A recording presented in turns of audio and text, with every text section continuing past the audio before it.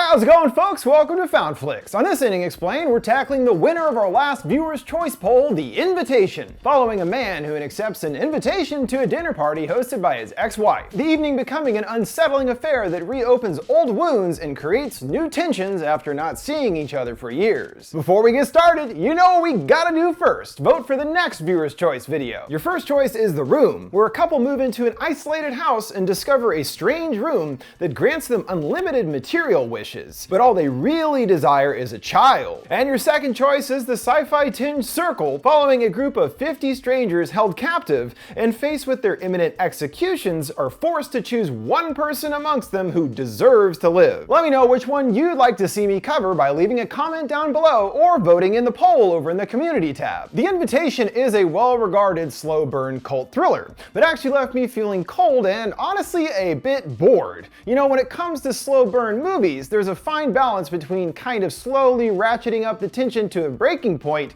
versus it really feeling like nothing is happening for most of the runtime. And The Invitation falls plainly into the latter category. We're really just watching people have asinine conversations with no real depth, and also don't really get to know the characters outside of a select few. So after a while I'm going, who's that guy? Or who's she? They really don't give us much to work with. There's also issues with the overall concept of the movie, and its themes on grief don't really gel in my opinion, building to a sudden burst of action and violence that is welcome after so much dreary conversation, but it doesn't really feel worth it, especially as if one starts to dissect the movie and where it winds up, everything kind of totally falls apart. Suffice to say, this isn't exactly one of my favorites, but as usual I will do my best to explain the movie and its overall intentions, as well as the meaning behind the shocking ending, as well as how it causes more problems to the story than it might initially appear. Couple Will and Kira are on their way to a friend's house for a dinner party / reunion of sorts, mentioning they called out of the blue after being gone for 2 years, and Will appears preoccupied, Kira offering that they don't have to do this, but he states he'll be fine. Getting distracted, they run right into a poor coyote that ran out into the road, and finding it gravely injured, Will has no choice but to mercy kill it with a tire iron, which is pretty messed up. Even that alone, both appearing unnerved, I'd be like, you know what, forget the party, hun, let's just go home. Driving up a road in the certainly not too shabby Hollywood Hills, they reach a posh house, arriving through the gates. Kira is impressed, asking this was his house? And while he was married to Eden, who lives there, he admits that it never really felt like his, and that it's her family that is well-to-do. Obviously, Will hasn't been back since his marriage soured, and as soon as he enters, it becomes obvious that there are things still haunting him that happened here. Seeing a boy playing in the front room, which is in fact his own dead son, which he struggles with still years after his death. The rest of the gang is already there, giving a warm reception to the couple and catching up after some time, including his ex's beau, the quite smarmy David, who says he's excited to see him, gushing they have much to discuss and celebrate tonight. And Eden gives him a big hello as well, a long embrace and chuckling that she misses him, and the expensive wine is already flowing, David offering that they shouldn't put off enjoying what they have, and giving Kira a drink, but Will declines. While not immediately obvious, this entire group were all close friends, Eden calling everyone special to her, hoping this evening will give them a fresh start, toasting to new beginnings. We'll see about that. Some other girl they don't know, Sadie, joins the group, explaining that they have friends in common and she's staying here, informing the group that they have fun. Uh-oh, something already ain't right here. What kind of free love crap have David and Eden gotten into during their time away? Everyone appears to be enjoying themselves, but Will is still distracted, asking if he can look around the house, and leaves his girlfriend with a bunch of strangers. He is flooded with memories from when he lived here with Eden, and alarmingly when he found her trying to slit her own wrist with a kitchen knife, as Eden shows up now surprising him. She still seems kinda loopy and talking all new age, telling him that he looks handsome and that he's shining tonight. Well, sure, if you say so, lady. Looks like he desperately needs a haircut and a shave from where I'm sitting. Curious about newly installed bars on the windows, she says it's for security, and he checks her wrist for fresh injuries, but she smiles widely, saying he doesn't have to worry about her anymore, as she's doing fantastic. Okay, nobody says that ever. How was your day? Fine. Yeah, okay. Fantastic? That's just ridiculous. But she's got more figured out than most, saying she's free, and all of her pain is gone, explaining anyone, including him, can have it too. Well, that's certainly generous of you. Ben joins them, taking the piss out of her declaration. All pain is an option, is it? Why did anyone tell me? She explains that all negative emotions are just chemical reactions, and indeed, you can expel them them from your body and live the life that you want to live. So shitting out the pain? He asks incredulously. She doesn't take his joshing well, slapping him hard across the face, telling him to get serious and stop making a joke out of everything. Sheesh, touchy, touchy. Sure didn't take much for her to lose that new age cool there, now did it? They both pick up on their new behavior, noting both of them have been acting weird, as though they've somehow changed. They're joined by another unannounced guest, Pruitt, who Eden and David both appear to be quite close with, but is unknown to the rest of the group. Okay, here's another cult dude. They had thought at first to be Gina's missing boyfriend Choi, but it appears that he's always late for everything, and is happening once again. She attempts to call him, but Eden says the signal up here is spotty, and that they lapsed on some bills, so the landline isn't working either. Convenient! And also, I promise you that you can get signal in the Hollywood Hills. It's not like they're in the middle of the freaking desert or something. It's Hollywood. It's like one of the biggest cities in the entire world. You have cell phone signal? Okay, sure. David locks the front door and takes out the keys, catching Will's attention, asking why would he remove them. David gives some limp response about there having been a recent break-in in the neighborhood, and Will's like, I didn't hear about that, but what about, if there's a fire? And David relents, putting the key back in the lock, everyone thinking he's being a little paranoid. There is some concern expressed over Will's mental well-being, as brought up in a conversation between Eden and Kira, asking about his seemingly agitated behavior. She says it comes up from time to time, but also says that he's doing the best he can. Meanwhile, he again is haunted by the past, in the backyard hearing the echoes of children laughing, and then a blood-curdling shriek. Most likely whatever fate befell his son occurred in the backyard. He's drawn to the window as Eve enters her bedroom and puts something into a drawer. He enters later, sifting through, and discovers that they are unlabeled pills, nearly getting caught by David, asking him to rejoin the others when he's ready. His mind wanders to happier times with Eden, seeing them clearly in love, having a bath together, and playfully thinking about having another child. As Ty enters, Will sending him back to bed, joking that he'll be traumatized by seeing his parents being intimate. Coming back to the living room, David and Eden aren't even trying to be coy about their new attitudes, overhearing talk of them having joined a cult, and another mentioning that they know people that have also done this so-called invitation. That's the name of the movie. David takes over to relay the true message and beliefs of their cult, that it's really a group of people who have lost someone coming together and helping each other out, referring to it as science rather than a religious cult. Okay, sure, sounds sciencey, and mentions the members are all smart people like them in places like New York and LA, boasting that they have thousands of members. After all that, there's some considering of what really is going on here, and David reveals he has something to show them. He plays a video featuring their cult's leader, Dr. Joseph, sounds legit, from their compound in Sonora, Mexico, who prattles on about similar things to David, about how the brain has the ability to heal and rewire, rewriting our experience with trauma. He invites us into a connected existence, one where we all take these journeys side by side, and whoever you are, we transcend together. That sounds nice. Things take a sharp left turn, switching to Dr. Joe and others looking over a woman at death's door, the doctor asking who she's excited to see, and assuring that all of them will be waiting for her on the other side. He places a hand on her forehead, comforting her it will all be over soon, all the pain and grief you've renounced, asking if she's ready to go. He brings over the other observers to breathe in her spirit, the lady crying, she can feel it. This is what it's all about, he concludes. Okay, so you die and then everything's okay? That's a weird way to get over grief. The group is like, what the hell was that? Why did you show that at a dinner party? Did we actually just see a lady die? Pretty standard things to ask after seeing that. With the exception of the weirdo Sadie, who describes it as beautiful. And David grows concerned that their message isn't coming across the way they intended. The idea is about communion, he reiterates, and was just showing them that in death, there's nothing to be afraid of. David then spills about his own story, and based on literally one mention, it sounds like he lost a wife, saying his grief made him into a walking cliche, coked up and out of control, a slave to his own grief, and praises Dr. Joseph for freeing him from that, beaming that he's not afraid anymore. He changes the spotlight to Eden and Will, which draws immediate ire from Will, trying to stop them from discussing further. He does so anyway, saying Eden almost died, but she's great now and not angry anymore, trying to get everyone in the room to agree that they are lost. The group staring, unsure unsure of even what to say at this point, and all getting up to mill around when the doorbell rings. This evening is starting to get really weird, and we haven't even had dinner yet. What kind of party is this anyway? While that would have been more than enough for me to get the hell out of there, everyone seems to just kind of brush it off as no big deal. That is, except for Will, who can't even pay attention when Gina is trying to apologize for not being there for him after losing his son. He's much more focused on the door and David's new visitors, him saying that they were just some kids looking for a party. Sure, Dave. He decides to stay alone from the rest of the group, including his girlfriend. You maybe want to check in on her. Okay, guess not. Sitting alone in the kitchen, Miguel comes in asking if he's going to come back at some point, and knowing his medical background, I guess, since we don't know anything about this dude whatsoever, he pulls out the pill and asks him to identify it. It's an old school barbiturate, he reveals, getting pulled away by his boyfriend, and Will forces himself back to joining the old gang. Even though he asked Miguel to keep the pill thing between them, he blurts out that Will thinks they're on pills, explaining it's in a figurative way, like they're crazy, which, hey, thanks Miguel, jeez, dude. But I guess the idea is to show us that Will really is on his own, thinking anything is amiss here, which is really weird too. David isn't offended, saying people call them crazy all the time,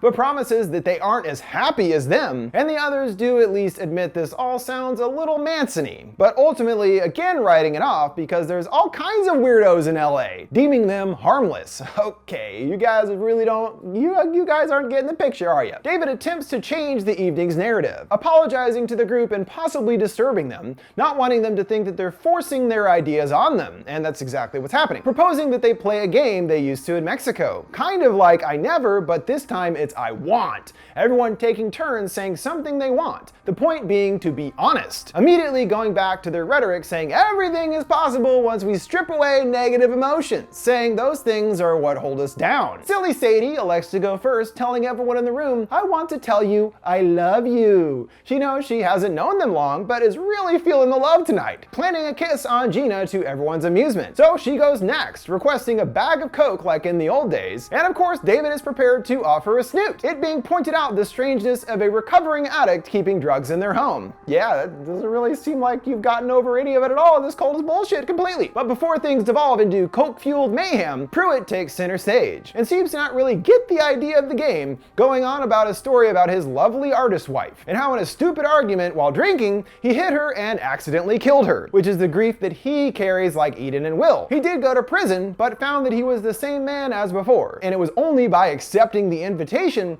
that he was able to destroy that horrible part of him that made his wife's death possible. He calls himself cured, but admits that he still misses her. But he doesn't grieve or feel guilt anymore, as he's let all those useless emotions go, knowing that he's going to see her in a better place. Claire feels him dishonest, and it's more like they're selling something. Eden deflecting the attention away, saying she wants to kiss Ben and always has. First giving a friendly peck before insisting on a much more passionate one. Things turn even more raucous when someone says they want a blowjob, which again makes Claire uncomfortable, wanting to leave. David tries to convince her to stay, Will immediately standing up to let her do what she wants. He relents, but Eden too tries to get her to stay, but Claire has made up her own mind to leave. But oh whoops, Pruitt is parked behind her and has to move so she can get out. Will watching the whole parking nightmare going down from the window in anguish, sure that something bad is about to happen. And while Pruitt does flag her down once more when driving away, nothing untoward seems to go down. David is perturbed by his suspicions, taking Will aside and talking to him about his behavior, clarifying that he chose him to Will's confusion. He gives him a half-hearted apology, mumbling that he perhaps wasn't prepared to come here tonight, and David seems to see his side, saying it's a crazy world out there. Will gets defensive, knowing that he doesn't know what David went through with his wife, but David doesn't know him either and what he went through with his son. Your grief ain't my grief. Stop griefing on my grief. Pruitt interrupts them, and just in time as it's finally time for dinner. Feels like they've been here for like 12 hours already. Where'd the food even come from? Eden obviously hasn't been cooking. Whatever, fine. Will still isn't feeling it, appearing distant as they drone on about cat videos and penguins being overrated. Remembering back to Ty's fateful birthday party, hearing more shrieking. He attempts to get Kira's attention, but she stares into space unresponsive. Even though this is kind of like a weird dream thing, you haven't exactly been talking to her all night, so maybe thinking she's not listening is entirely your doing. How about that, Willy boy? Still overwhelmed by the past, he passes by a cracked open door, seeing Sadie inside doing a bunch of weird shit, and eventually catching his gaze. She apparently sees this as an opportunity to seduce him, trying to convince him that Kira is no good, and even offers he can beat her up if he wants. Thanks for the offer, weirdo, but he rebuffs her until she goes away. He's joined by Tommy, whoever the hell that is, we've seen him for like 5 seconds, and tries to express some of his concerns about the couple in the evening's activities, and while Tommy is supportive, telling Will he loves him, he also suggests to stop acting so weird. His paranoia is further fueled when finally getting sub-signal, and has a message from the elusive Choi from earlier in the evening right at the front door of the house, asking Will to get a birthday cake. So he was there earlier, making things look suspicious once more, and gets aggravated, making a scene in front of the entire group, asking why everyone is acting so polite when something strange is obviously going on here. I feel like I'm him at this point too. I'm like, pick up the pieces, people, you don't understand? Pruitt chimes in, restating that the invitation helps people, but Will isn't buying it, seething that it is a cult, not about communion, but more like denial or brainwashing, correct? Kira reads the energy in the room and suggests that they go, and right on cue, the doorbell rings. It's the long missing Choi, totally fine and with a story of getting called back to work at the last minute. Will is visibly upset, everyone eyeing him, the tension thick in the room, and all he can do is faintly apologize again to David and Eden, who of course are happy to accept, both telling him it's okay as he's part of their family. More memories of his son send him to the backyard to brood, but this time finally opens up a bit about his emotions to Kira, and is, actually talking to his girlfriend after being in a daze all night and leaving her alone with strangers and a bunch of weirdos. Will continues to struggle with what to do with the idea of losing his son, and feels guilty for what happened, learning that it was an accident involving another boy and a baseball bat at his birthday party. Regardless, Will still bears the burden of feeling responsible, but Kira tries to encourage him that moving forward is not a betrayal, saying that they can help each other to get through this. He's cold in response, telling her that he loves her but doesn't think that she can help, sending her off in a huff. Kind of being a dick, Will, she's trying to help. He's still acting like he's in his own world, returning to the group only to request to visit their son's former room, and when stepping in flashes to exactly what it looked like when Ty was there, the boy even appearing in bed. Will hops in as he wakes up, a smile crossing his face. Back to reality, he peers out the window, catching David carrying a lantern. He places it and lights it, casting a red glow. Suspicious once again, he searches David's office, finding his laptop and another private message from Dr. Joseph to keep them on track with their goal, saying that doubts make sense, and he had them until he saw the new truth for himself, telling them to remember the reward, as this beautiful moment is upon us. Tonight is the night, our fate is to make it real. Certainly making it sound like Eden and David have ulterior motives all along for this evening. The Manson plus Koresh thing, all your favorite cult buddies. Kill yourself and free love. He comes back to the group, everyone weirdly serious now for some reason as more wine is poured, but this time from a carafe and not from a bottle as we've seen all night. The couple offers a toast to a better world and peace. Everyone about to take a drink, Will realizes what's going on here, freaking out and smashing his glass, yelling for everyone to not drink it. Sadie goes off the handle, angry at him for ruining their plan, and after a scuffle knocks her down, hitting her head on the way. Gina did take a drink, noticing she's not breathing, foam pooling on the side of her mouth. Definitely poisoned wine, and Will was right after all about his old flame's intentions. Ritualistic suicide, that's my kind of dinner party. They aren't about to give up on their big transcending moment, David going the more direct route, shooting Miguel in the back as he's doing CPR. Seeming to attempt to defuse the situation, Pruitt wrangles the gun away, only for him to shoot Choi. Everyone disperses through the house, but of course the doors and windows are locked, which is weird. I guess they're locked on the outside, which doesn't even make any sense. Okay, fine. Like, I'm sorry, but why wouldn't you not be able to unlock a door from inside, Sadie stumbles back for round 2, Kira and Will hiding in a room, her still screaming and banging insanely on the door. They witness Ben getting stabbed by David and shot by Pruitt in the backyard, and Will is adamant that they're going to make it through this. Sneaking back into the house, overhearing an emotional Eden and David talking about how this isn't how things were supposed to be. It was supposed to be a nice sleep together, not all this murdering. He begs for her help, reminding her that they were chosen, and this is the only way they can leave all this pain and hurting behind. Remembering a door to the garage upstairs, they tiptoe past Gina and Choi's bodies, but discover the door has been boarded up to their distress, as Pruitt stomps up, still with the gun. Working together to fend him off, Kira is the one that really steps up, pummeling him into submission with a bottle, beating him mercilessly until he eventually stops moving. Finding Eden waiting for them with another gun, she wings Will in the shoulder before turning the gun on herself and shooting herself right in the gut. Hearing David coming, they call out that Eden shot herself. Him replying, "That's good, she's with them now." They check the gun and it's empty, but don't reveal this to David, warning that they have a gun. The one other guy still alive, Tommy, gets a jump on David, tumbling down the stairs. They struggle on the floor, Tommy managing to get David with the knife in the chest. Him quickly giving in and fading away. "Well, yeah, your transcendence, how you feeling now, free buddy? Now you're dead." Hearing Eden calling to Will, she admits she still misses Ty so much, asking to be taken outside. The three carrying her out into the backyard as she dies. The survivors looking to each other like, well, what now? Also, why didn't they even try the backyard earlier? Could have just hopped the fence to freedom and gotten out. Guess that